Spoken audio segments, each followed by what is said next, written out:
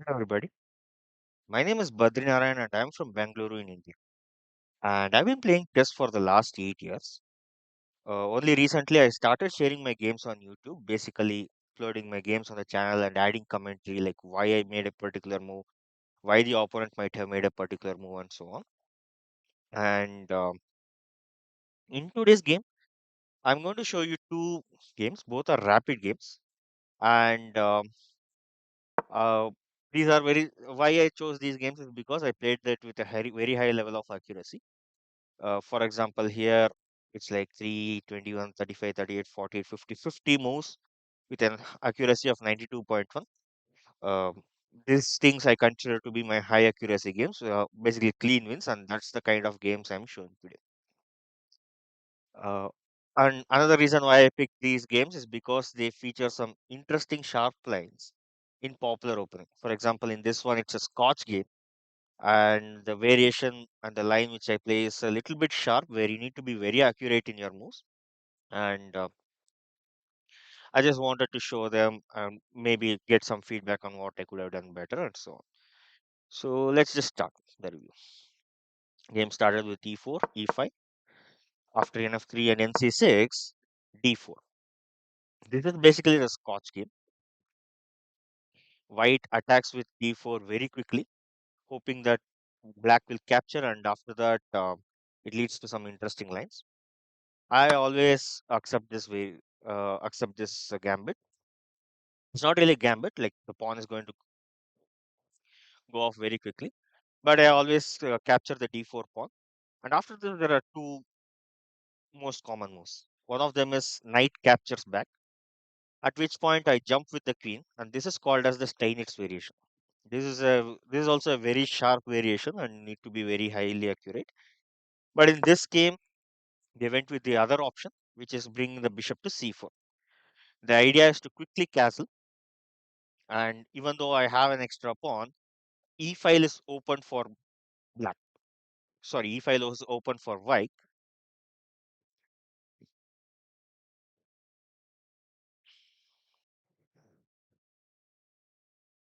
E file is open for white. Sorry, something happened with my recording software. I had to take a small pause there. Anyway, as I was saying, the e file is open for white, and they can become very aggressive with the game. That's the whole idea behind it. For a long time, I was very vulnerable against this variation, but slowly I started watching videos. I started practicing against computer, and my preferred next move is nf6, which is also a book move. White castles, and I just take the pawn. Now this capture looks quite scary. Even though I am basically two pawns up, this pawn is going to die very quickly, and then rook coming over here puts a lot of pressure on this knight. And no matter what happens, it looks very scary for the knight. But but as long as you play the right moves, you don't have a problem here. And the next move is the critical d5. The idea is to strike at the center, hit this bishop, still support this knight, and basically get the two bishops out into the game quickly and castle. And from then on, it will be a very balanced game for both black and white. White takes here, queen takes back, and the knight jumped in. Uh, I just went back with the knight. Sorry, the queen. So going back all the way is generally not considered a good practice, but I just felt that let's just make the queen as safe as possible. Rook captures knight, and in the next move, the pawn also dies, and the game is dead equal, with a small advantage of points on for white, which we can work with. Anyway, from this point on, the moves were just normal moves, and I think this is considered as a mistake, but I didn't think it was a mistake. For me, it was more like, okay, the game is quite simplified for me now. If you see, I was in a bit of a worry as to how I can castle. Okay, maybe that is the mistake. It made castling simplified for me, and that's it. And from then on, once again, I started applying pressure. I created this loop. Uh, I created this loop to ensure that there will be no back rank, which will become a serious problem, especially considering this 19-point battery. Um, Pawn follows, and yeah, I started getting some pieces out of the board. Queen takes bishop, rook takes bishop, and at this point, I offered a draw. It was a dead draw. This is like about as equal as a position as it can get. Oh, actually, let me go to the next move. Yeah, and if you can see here, this is a complete dead draw, and I offered the draw. The opponent didn't accept the draw, and the game continued. Uh, yeah, I started doubling my rooks as well, creating that battery. Queen comes in, and you can see the idea. Straight away, this pawn is dead. So I had to find a way to make sure that I won't lose any pawn there. I Yeah, here I went for a counter attack.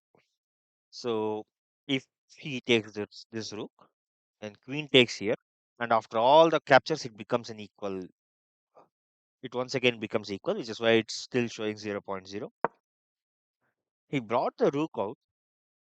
I don't know. Let me know in the comments. I think that this is a mistake, even though the game review says that it's excellent.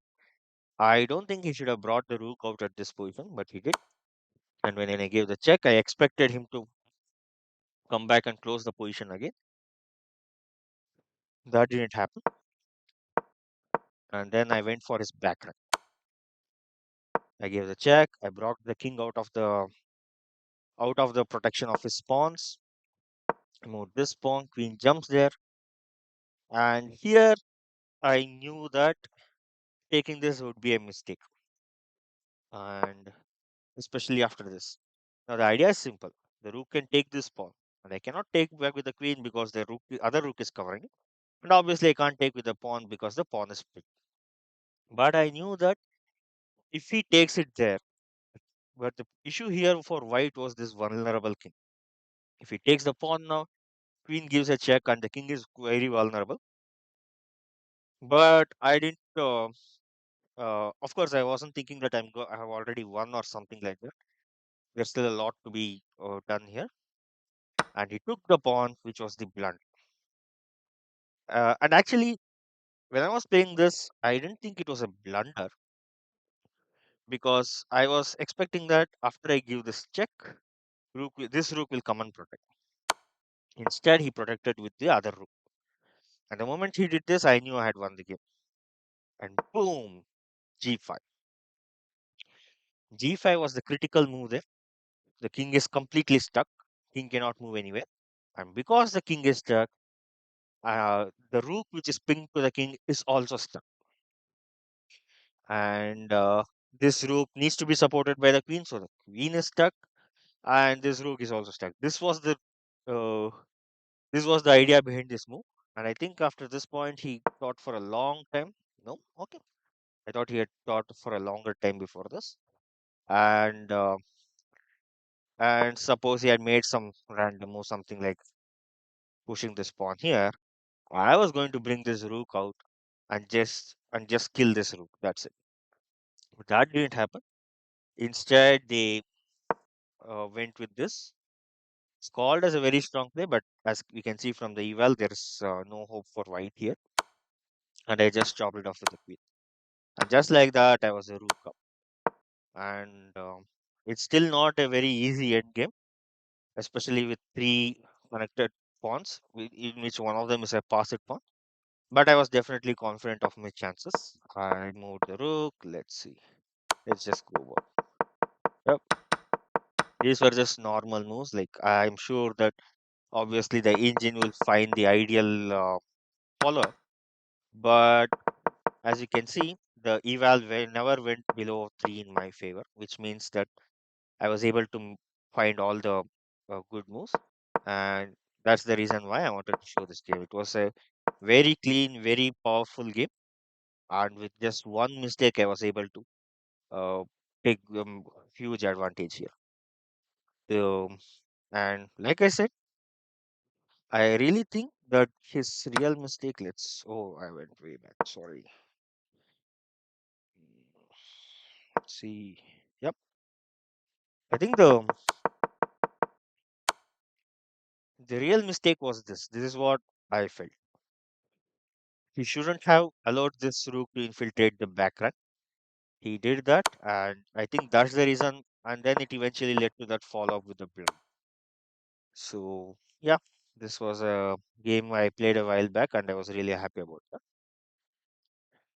But this next game was even better. I played around 25 moves, and I played with massive accuracy of 95, and that's why I was really happy about this game. And yeah, it does feature a brilliant move. Let's just go start review. I'll just rush to the opening here because this is the age-old Gioco Piano game. Um, as I have mentioned in my previous videos, recently I moved away from this, and when I play white, I usually go for the Catalan opening. But as black, I sometimes face e4. And in this game, I started this, and I think in this position, he shouldn't have gone back there. Yeah, even it says this. So the idea is, this is a very common position, and oh, okay, his king is castled. Okay, okay. In which case, right. So there is a variation line here. Like what happens is bishop goes back, and in case you're thinking of chasing it away like this, white can actually sacrifice this knight here. Let's say I think engine to g5. I think it will call it a mistake. It's a mistake because the castling is already done. That is the reason why it's a mistake. If it's not, if white is not castled, and oh, the important condition is this: this knight cannot be defended by this knight and this bishop in the near future. If these conditions pass, and also you're not castled, you can go for this. This spin is very irritating and very difficult to resolve easily for black. It's very easy to make some blunders here, and especially if the rook wasn't castled. I mean, sorry, if the king wasn't castled, this pawn pushing forward, supported by the rook, will be very powerful. But in this case, maybe that's the reason why they didn't go for this. Because I was surprised. I was really expecting him to go for that particular line here. So he just went back. I pushed the knight here, and I was thinking of going there. He traded the bishops, but I wasn't really concerned about that double pawn as of now. Um, first, and now I went and pinned his knight. He pushed the pawn forward. And I think, yeah, I just came back, and here this is strange. Um, I don't know. I don't think I would have gone. Uh, what is this? So if this is a5, this is b5. I don't think I would have gone a into b5 at here.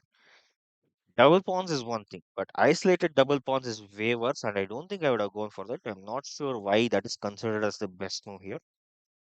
Uh, anyway, we continue with the game.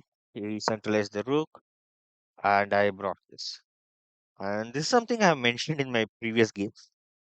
Um, uh, in my previous videos, I mentioned that this battery is not a good idea beyond a certain level, especially at the 2000 levels. But in this game, I was feeling good about this only because these two knights are present. That was the only reason why I was even considering this. Plus, I didn't really know any other way to start developing my queen, and that's why I was. And it was kind of a bluff actually. I don't think I would have hit the pawn in the very next move. Anyway, the opponent covered it by bringing his king there, and then I went, and then I pushed the knight here. This was a no-brainer. Like, if you are playing a Joko piano game, the f4 square is like the golden square for your knight. Okay, if you are black, the f4 square is the golden square. But if you are white, the f5 square is the golden square for your knight. And this is especially true if the opponent uh, doesn't have the that particular colored bishop. In this case, the dark square bishop was already traded off, which means that this knight is not going to be cannot be kicked out of this square for very easily. This knight, he has to use this knight or this knight. And by the time he does, I can do a lot of damage. I mean, straight away you can see right now I can hit this pawn, and if he takes back, it's checkmate. And that was the reason why uh, I was even setting up this battery, especially after the knight came here. Um, he just started taking this pawn, and it says here this maintains the balance in material with a good trade. That means it is saying that we are going to come out even. But the only way to come out even here is to hit with the bishop. There is simply no other move here. And like I said, he cannot take this bishop back. If he does, queen, if he takes here and then queen takes here, it's a check. And once the king moves, it's checkmate. So bishop cannot be captured back here. And that's the only reason why the eval is still showing equal. It's showing point two, and it's point two only in this move. And in the next move was critical. Funnily, in the next move, um, he brought the queen to f3, and it was one of the earliest move which I rejected, saying that this is not at all a good idea because I am going to chop off this pawn. He cannot take it back because the knight is covering that, and he cannot take the knight because if he does, queen will jump all the way here and it's just checkmate. Sorry, let's do that. Queen will jump all the way here and then it's checkmate. So considering all that, I rejected. I was thinking that he won't make this move, but after nearly 30 seconds, that's the move he made, and it straight away gave me a lot of advantage. And as soon as the queen came here, I chased it further away. And from here on, I knew I was in the driver's seat. Queen jumps out to the center. I guess he was hoping that I will trade the queen. I initially considered that, but then I went with this I took 3 minutes. I was considering a lot of things actually. Let's see. I was thinking maybe queen gets traded off, and then this rook comes over, or this rook comes over, or maybe forget about all that and attack this knight. Finally, I picked this move. The idea was that I am threatening this knight, which has no defenders, and there is also a discovered check in there. And that's the only reason why I picked this move. Opponent, let's see, he came to QF5, and now here it says that come on, shit, sorry. And here it looks as though queen is trapped, right? Queen cannot go anywhere. All the squares are covered. However, white has a count, and the only counter is check. Uh, let's see, wait. Actually, before I made the move, I considered a lot of variations. For example, after I hit with this bishop, what to do if this bishop comes here? This was the strongest move, and this move I calculated a lot. But just after around 3 or 4 minutes of calculation, I finally saw it that after this, we can just move this knight here. And that variation also, I wondered like what is the best move and everything. But at the same time, I knew that I would be very happy if he moves the knight here because the threat on this pawn is just gone. Um, and for that, and as a result of all this, I spent 6 minutes. Is it? Yeah, nearly 6 minutes on this move because I was really calculating all of these variations. Bishop takes pawn, knight takes pawn is useless, of course. Bishop takes pawn, and then knight jumps here, and then queen jumps. Queen even knight takes here, knight takes back, queen takes bishop. I calculated all of these variations, and finally I picked this. And he went with the check. I think this was a mistake. Let's see. How much time did he spend? Oh, he didn't spend any time at all. And because he didn't spend much time on this, he missed the variation which I finally saw. So as of now, we are equal in material, but the eval shows 4.7. The eval shows 4.7 only if I find the right move there. And that was the critical aspect here. And I think that one of those moves is what he missed, which I will show here. The next move is this check. The idea is that um, the king is in check. King can't come here. And the king can't go here either because he'll just take back the knight and take the king. And here if I take this, queen or the king will take the bishop and it will once again come into an equal position. But unfortunately, both of those moves had a drawback. Um, so knight takes knight, and if queen takes bishop, knight takes knight is a check. Sorry, uh, and the king took the bishop, and here this was the critical move. Bringing this knight back here was was I think this is the move that he missed when he did it very quickly, and because of this check, this knight is safe. This knight is safe. This knight is safe, but this bishop is finally hanging. And just like that, I got the bishop. But then, unfortunately, because of the move which he chose to bring the king here. I guess the idea was let's see, wait.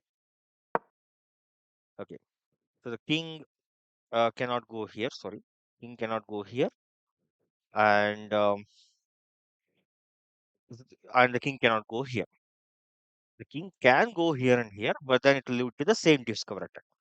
For that reason, the opponent brought the king to what is this g4. Unfortunately, that just made the situation way worse because after rook takes bishop, the queen was trapped again. Queen was once again trapped, and this time there was no escape, and the opponent just resigned the game.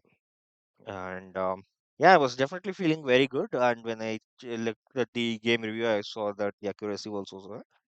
That's the reason why I chose this game today.